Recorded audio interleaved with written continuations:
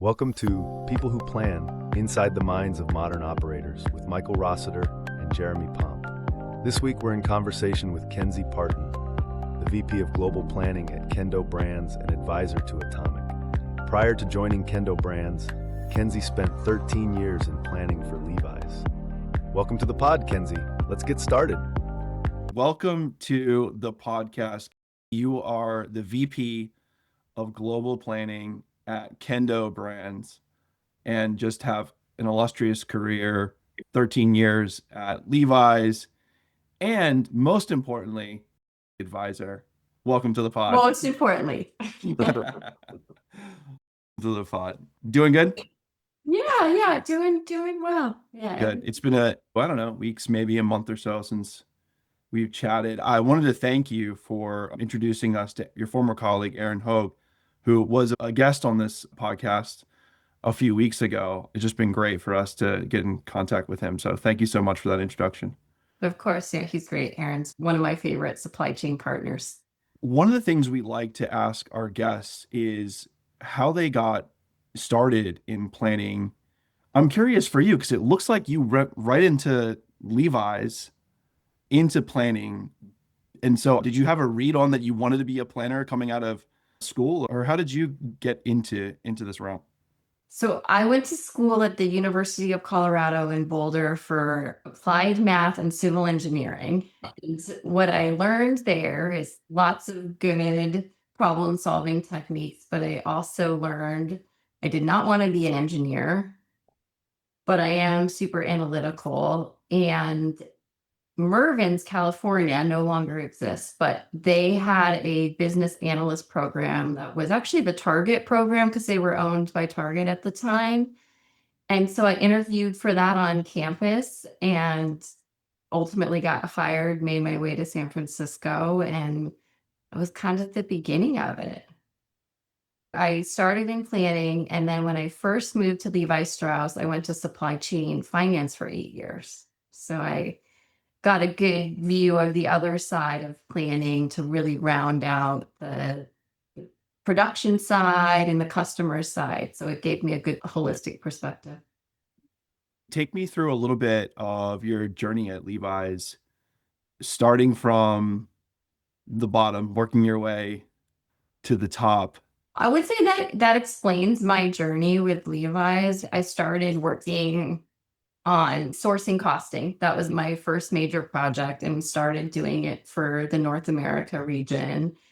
And it quickly expanded to global because it is such a global company, but it's such an interesting combination of heritage and really, they used to say profits with principles was core way of operating. So it's very people-focused heritage.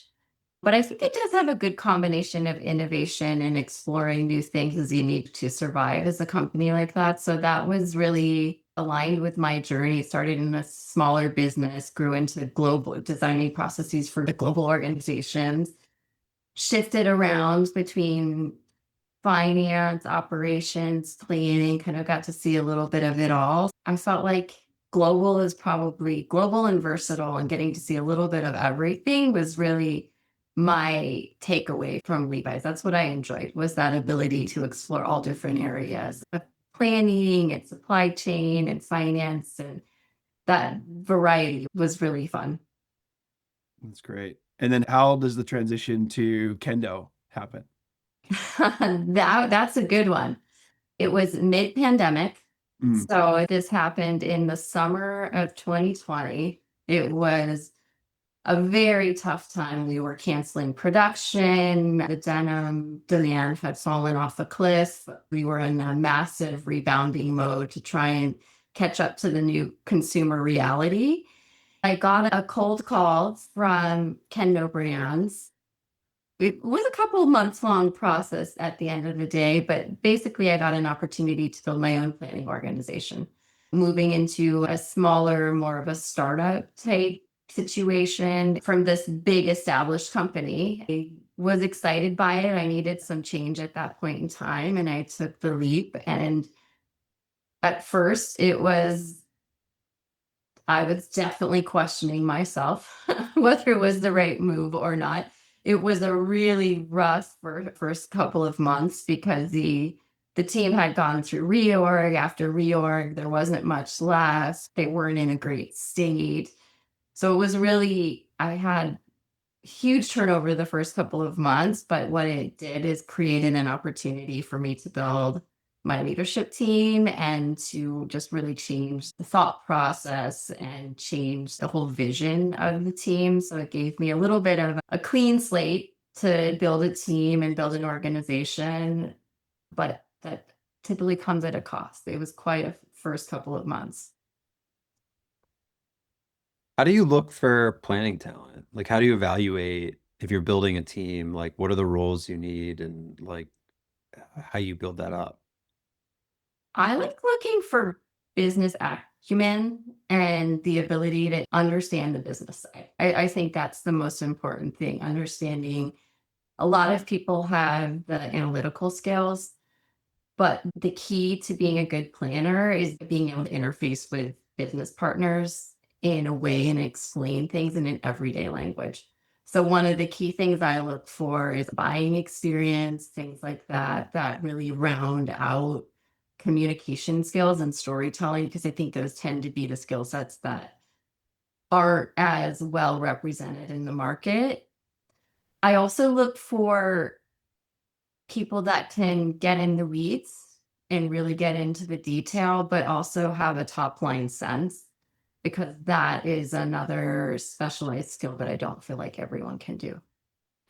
Yeah, it's this really interesting combination of analytics to know like maybe what the right answer is or how to evaluate different versions of a plan and do there's a lot of math. But I was sometimes think of planning and especially S&OP as like fundamentally in a negotiation, right? And you're Mhm. like intermediating a negotiation. So like having those sort of that business sense or sociology of the organization is so important. It's so important. You also have to understand everyone's motivations. So the commercial side cares about top line revenue, finance cares about profitability, and you really have to tailor your message and your data to the different audiences. Totally, totally. And then that kind of feeds in the dynamic of explainability. How'd you get this? Mhm. Trust. There's a lot of trust building. And I don't know, as you're talking, I'm thinking about the black box answer of, well, if we could just define everything in terms of a formula, then we would know exactly what to do. But it doesn't seem to play out that way in reality. No, there's a reason forecast accuracy numbers are still like some of the best ones I see at 70%, even given all the technology we have. It's pretty incredible. Maybe you could share, you come into Kendo the first year, you're going through struggles. Can you share a story about something that you had to face there, a business challenge that you were going through at the time and that the team had to work through? I think the first thing was really just establishing roles and responsibilities. I think Mm, I had on one of my the org structure when I stepped in was very odd. I had everything from associate planners to directors. It was all across. And I remember one planner came and was telling me that I needed to load inventory. And I was like, oh, okay, that's why I came here to load inventory. But really getting a sense of what was established and where I wanted to take it. That was one of the interesting journeys. That one took a good, probably over a year. The first 6 months was the most intense part of it, but really that change management mindset change was really one of the first things I had to tackle in resetting expectations and why. Like why yeah. that was important and why it's important to have a voice for planning in the larger company to build credibility and really helping people understand that was really one of the first big challenges. And how about any of the tools you had at the time, the resources? Were you surprised at what you had, or did you have to look for new tools and resources to Mhm. help the team? So when we first came in, it was It could be worse is the first thing I'll say, because there Yeah. are a number of companies that still plan in Excel. And particularly when you get in a startup setting, that's actually not uncommon to find even in some bigger companies. You'll be surprised by that sometimes. So I will say to begin with, they did have a centralized platform. They used Axiom. So at least it was centralized. We'll go that far. Mhm. It was not the right platform for planning. It's more of a financial planning tool typically. So SKU channel level detail by month, it was just too much for the system. So in order for one planner to do their monthly forecast, one planner had to touch like 100 buy plans because they got all segregated into different screens in the application. One of the first things I did was go shopping for a system. Year one was building an organization. Year two was shopping for a system. And it was an interesting process too, because when you're in a smaller company, the budget is limited. Some of the platforms out there are quite expensive. It was really interesting to see all the products in the market. We ultimately landed on Anaplan at that point in time. It also fit within the LVMH network of platforms that they recommend. Implementations are always hard, fun, exciting, everything in the middle there. I would call this one, it was quite successful. We were able to within 6 months stand up a platform that really automated a lot of the work, a lot of the reforecasting work we were able to automate, and also just give top line visibility. I think that was one of the things versus I mentioned earlier that top line versus bottoms up thinking is a really important mindset to have, and it also needs to be supported in the tool. I noticed that you have a certificate for AI business strategies that you finished up at Berkeley. Uh-huh. Michael's a graduate of Berkeley Haas. I'm guessing you wanted to stay at the forefront of what's going on with AI and how it's changing planning. Absolutely. No, I thought that was a great program as well. That was I have done some on-site business offsites there actually. It's a great campus, but that was an online training. I think it was a great overview of the different ways AI is being used today. A click down into some of the more technical techniques that drive it in order to help you understand when you're using it, like how to use it.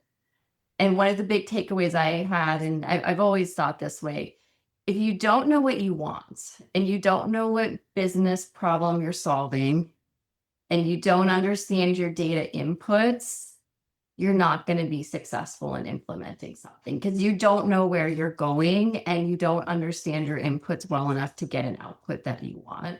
That was one of the big takeaways that I had coming out of it, which is interesting because if I think of a typical system implementation, I think the same thing applies. It's just new technologies and new ways of thinking and applying it. But it's the same basic stuff in the background is you have to know what you want and kind of understand enough about what's going in that you get a meaningful output of it. So that was really interesting. And then also just talking about the organizational impact and some of the social impacts that come along with AI. That was another component of it that was really interesting. And I think it's such an evolving technology that's changing every day. And you just have to, another thing I walked away is you need to embed it in every level of your organization. And it's a way of thinking as well. One of the big themes that we've been seeing is like in traditional software, you have to adapt the way you work to the way the software works, right? Like use the example of Axiom in that case, like planners shouldn't be going into like 100 buy screens to have to do this, but that's the way the software works. They have to adapt their work to the software. What is AI incredibly good at is like writing code, right? And so you should be able to adapt software to the way the team works, kind of no matter what, right? Like however the team works and wants to work, you can adapt to that. Like what we do at Atomic really is like just show us how you work, show us your spreadsheets, show us how you make decisions, and then we adapt Atomic to the way you work instead of the other way around. that's like should be ideally is the beginning of the journey, because now we're on a platform that has automation and is improvement, and now we can change the way we work based on we're like, so from like a purely ops lens, right? We're operators at heart. You recreate the system on a new platform that matches the system, but now gives you the opportunity to bust through bottlenecks that you've never been able to break through before. And now you can go around and start tackling those bottlenecks. And I think broadly AI does the same thing. And where it's real, I think adoption has been like the tech is so insane. Like I can code. I couldn't code. Now I can code, right? Like you just pick up Claude, you pick up Claude code, all of a sudden, like it's just everything is open. But talking to some folks earlier today who run an IT org, and they were joking like negatively because a defensive joking about, do you ever watch the Instagram video of someone tricking AI into saying dumb stuff? I'm like, sure. That's like, yeah, you can do that. That's fun, I suppose. But at the same point, I was like, you guys are using Claude Code, right? And they're like, no. I'm like, okay, we need to get you guys onto Claude Code, because you're like you're managing technology, right? So it's the idea that how do you make it accessible? Because once folks are like onto the rung, like they're just gonna be able to explode, and the people who are already leaning in and excited to learn, all of a sudden, like they can just do anything. It's amazing. We're looking at some of these softwares that allow like unlock agentic AI for every user, and it's pretty amazing. Some of these platforms, like it's just super intuitive, and you can use AI to build your process flow that then you can just reuse. It's pretty impressive. And that's one thing that I like about the Atomic platform as well, is just the connection. I think planning should be connected planning across all the different elements in real-time feed. There's a huge advantage to that. And that's also where AI I find to be really beneficial, is when you can, for example, if you're looking at pricing, that's one place that's great to use the analytics around AI, because it's real time, it's quick, you don't have the long supply chain lead times in there. Since we're on the topic of like, well, I guess it's present day AI, I wanted to ask a question about the future. If you think like maybe 5 years out, what do you think operators, planners will look back and say, we were doing that the hard way? That's a great question. I think a lot of the sales retrending, there's still opportunity in a lot of the algorithms in AI. I don't think they're as much more mature than when I started, but I still do see a lot of overriding of some of these AI sales trend lines. I feel like you're going to put in an assortment, some events, like what's going on, and the system's going to be able to just spit out a realistic forecast. And it's really going to be about the business elements, so like opportunities to drive the business, talking with merchandising. I think some of that work spent in planning that still happens even with the technology, because it's still in development, particularly for this area. I see everyone almost being like a business person in the future. Do people really want better forecasts, or they just want like better explanations after the fact? Yeah, because there's only so much you can predict, honestly, like with viral trends and TikTok. And I mean, I think that'll be interesting to see how that can ultimately feed into in a better way in forecasts and supply chains, because right now that's incredibly difficult to react to, and it drives a lot of variability. So it will be interesting to see where that goes. Yeah, totally. I mean, it's interesting when you were talking about like folks being able to define their process flows, Hmm. and like the way that they do a piece of analysis is very much we're thinking about is like reasoning layer. A planner does a certain sequence of things to diagnose why are we out of stock, or to make a decision of trading off, pick your example, like air freighting to expedite. And then you have to make your analysis in a spreadsheet. But if you have your data connected, it's more of just like a request to execute a piece of analysis, but being able to make sure that analysis represents your intent of like the way you think about that problem, the way that you tackle that problem. Anyway, it's just like how we're doing it today, because so much of it then comes down to, like you said, like everyone has a slightly different way of looking at forecast error. Some people like MAVE, some people like weighted MAVE, some people care about buy. How do you give folks the ability to seamlessly flip between whatever they need without having to reconstruct some huge analysis? Exactly. And bringing in the financial consequences. I think that's always a challenge, is with the end-to-end cost of supply chain. You can look at lost sales, like the incremental freight costs, really being able to assess those holistically. It's really powerful. We're coming up on our half hour, so I want to be cognizant of your time. I did want to give a last question here. Any advice to planners early in their career, just coming out of school with the mathematics degree, interested to go into planning? What are some of the things you would encourage them to learn, to explore, and to master?